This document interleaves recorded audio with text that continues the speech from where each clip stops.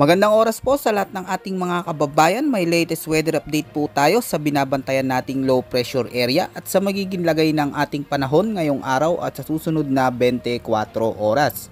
Ano nga ba ang inaasahan natin magiging panahon ngayong araw mga kababayan, at may nakikita na nga ba tayong papalapit na bagyo sa loob ng ating Philippine Area of Responsibility sa mga susunod na araw?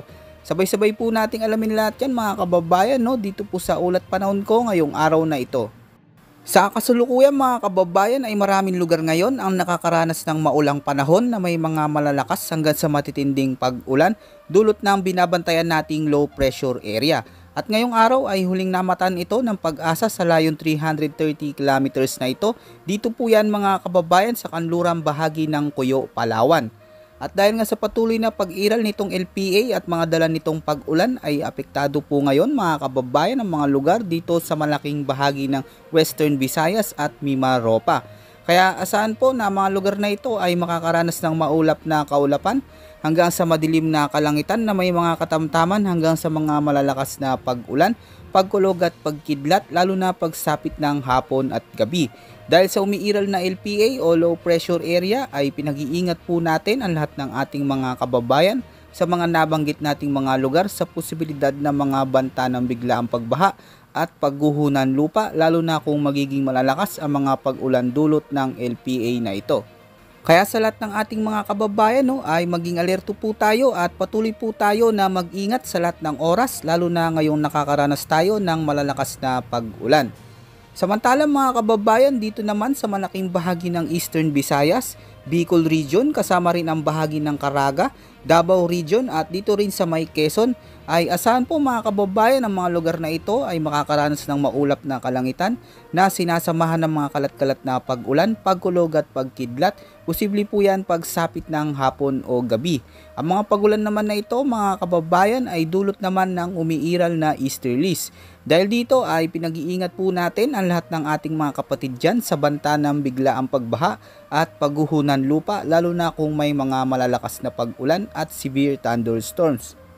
At northeasterly wind flow pa rin ang patuloy na nakakaapekto dito po yan mga kababayan sa bahagi ng Batanes at Babuyan Islands. Kaya asahan po ang mga lugar na ito ay magiging kumpul-kumpul ang kaulapan na may mga pag-ulan. Posible din ang mga biglaang pagbaha at pagguhunan lupa kung may mga katamtaman hanggang sa malalakas na buhos ng ulan. At para naman sa buong Metro Manila at sa natitira pang bahagi ng ating bansa ay asahan po mga kababayan na makakaranas ng maulap hanggang sa madilim na kalangitan na may mga isolated rain showers at thunderstorms pagsapit ng hapon at gabi. Ang mga pagulan na ito ay dulot pa rin ng umiiral na easterlies. Kaya sa mga kababayan natin, huwag po nating kalimutan na magdala palagi ng payong sa tuwing aalis tayo ng bahay. Panangga po sa mga biglaang mga pag-ulan. Samantala mga kababayan, marami po sa atin ang nagtataka at nagtatanong kung may bagyo ba. Sa kasalukuyan mga kababayan, ayon po sa potential cyclone threat ng Pag-asa ay nasa mababa hanggang katamtaman pa lamang ngayon ang tsansa ng LPA na ito na mag-develop bilang isang bagyo. Ngunit ito nga po mga kababayan, hindi po inaalis ang posibilidad na maging isang ganap na bagyo ito sa mga susunod na mga araw. Kaya ayan po yung ating aantabayanan. Kaya maigi po sa lahat ng ating mga kapatid ay maging alerto po tayo at yung mga dapat po nating gawing paghanda lalo na sa tuwing may paparating na bagyo.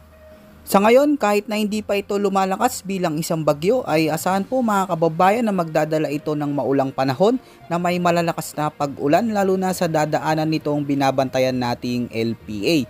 At muli po, pinag-iingat po natin ang lahat ng ating mga kababayan sa banta ng flash flood at landslides dulot ng binabantayan nating low pressure area ngayon sa loob ng ating Philippine Area of Responsibility. At sa mga kababayan natin, patuloy po tayo na mag-antabay pa sa mga susunod pa nating update. Yan po muna ang ating pinaka-latest weather update at ulat panahon ngayong araw mga kababayan ko. Ito po ang inyong weather forecast ng bansa. Maraming salamat po at ingat po sa ating lahat.